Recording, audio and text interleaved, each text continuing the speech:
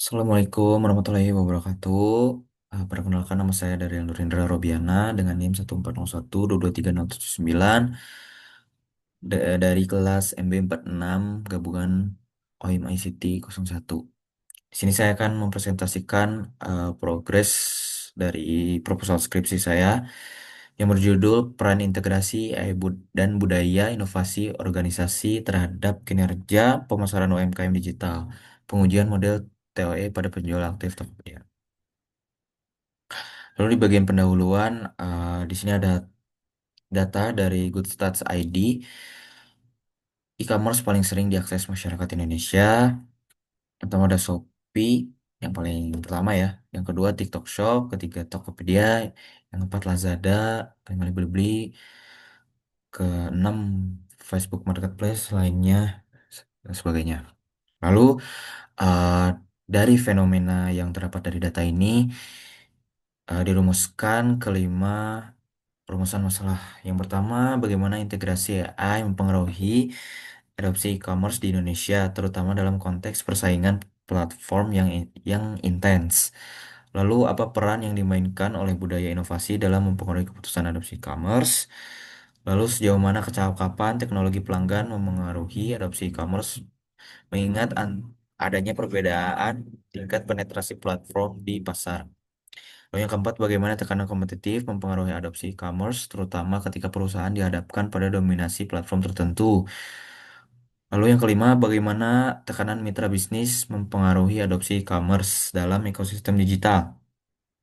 Lalu yang keenam, bagaimana adopsi e-commerce selanjutnya mempengaruhi kinerja pemasaran perusahaan dalam lanskap pasar yang didominasi oleh platform-platform besar. Lalu pada bab 2 yaitu tinjauan pustaka, angka pemikiran dari penelitian proposal skripsi saya terdapat 6 hipotesis. Yang pertama, integration, customer attentiveness, innovation culture, competitive pressure, business partner pressure, SMS, e-commerce, adoption, dan yang terakhir SMS marketing performance. Lalu di sini ada penjelasan hubungan antara hipotesis yang pertama sampai yang keenam terhadap UMKM dan pengadopsian e-commerce. Selanjutnya, metode penelitian. Penelitian ini menggunakan metode kuantitatif dengan pendekatan deskriptif kausalitas dengan pengumpulan data kuesioner 5 skala Likert dan pengolahan data menggunakan metode SAMPLS. Indikator ini menunjukkan nilai outer loading yang sangat kuat karena berada di atas 0,70. Lalu variabel integrasi AI memiliki rentang nilai antara 0,834 hingga 0,943. Indikator pada KPM mencatat nilai tertinggi hingga 0,961. Hal ini menandakan setiap butir pertanyaan dalam kuesioner telah mempresentasikan konstruk latenya dengan sangat baik, sehingga data tersebut dinyatakan valid secara konvergen. Selanjutnya, tabel uji validitas diskriminan. Yang kiri itu Vornelecker dan yang kanan HTMT. Pada bagian Vornelecker yang kiri dapat disimpulkan bahwa setiap variabel dalam model ini bersifat unik dan berbeda satu sama lain.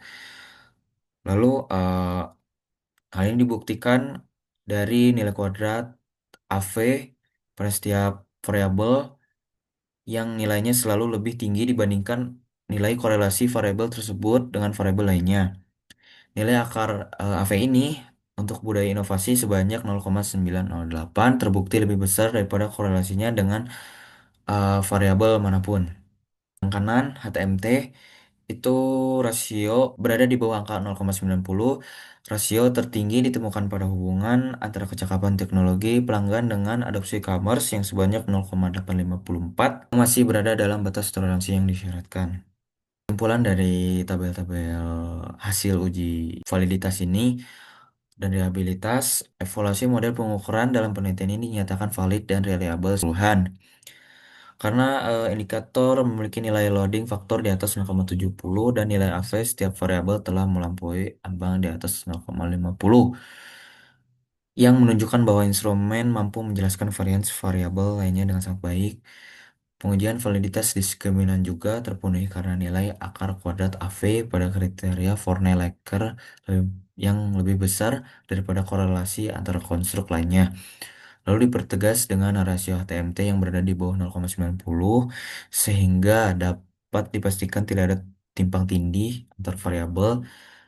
Lalu yang terakhir, seluruh variabel mencatatkan nilai Cronbach, alpha, dan CR di atas 0,70 yang membuktikan bahwa alat ukur yang digunakan memiliki konsistensi internal yang sangat baik. Oke, mungkin